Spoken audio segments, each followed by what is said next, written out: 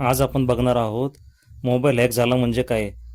तर आपण सर्वजण मोबाईल यूज करतो, पण अशा समस्या भरपूर लोकांना येतात ज्याच्यामुळे आपण म्हणतो की मोबाईल हॅक झाला. तर चला बघूयात कशामुळे मोबाईल हॅक होऊ शकतो, त्याचे कारणे काय आहेत.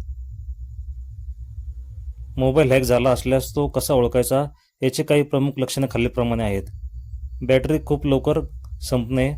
जर तुमचा फोन पूर्वीपेक्षा खूप वेगाने डिस्चार्ज होत असेल तर याचा अर्थ आहे की बॅकग्राऊंडमध्ये एखादे संशयास्पद ॲप किंवा व्हायरस चालू असतो. फोन खूप स्लो होणे किंवा हँग होणे. कोणताही अवजड ॲप न वापरताही फोन वारंवार हँग होणे, अचानक रिस्टार्ट होणे किंवा स्लो होणे हे हॅकिंगचे लक्षण आहेत.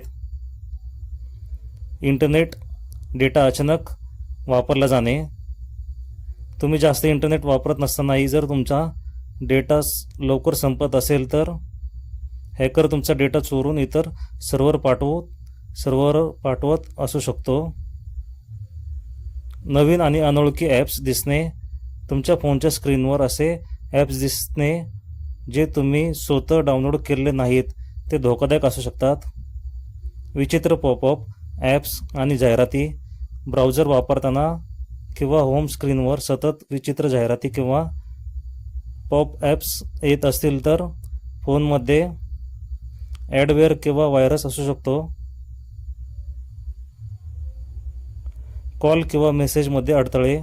तुम्हाला माहीत नसतानाही तुमच्या फोनवरून कॉल किंवा मेसेज जाणे किंवा कॉल चालू असताना विचित्र आवाज येणे. फोन खूप गरम होणे. फोन काही न करता किंवा सामान्य वापरांमध्ये खूप गरम होत असेल. कॉल फॉरवर्डिंग तपासा.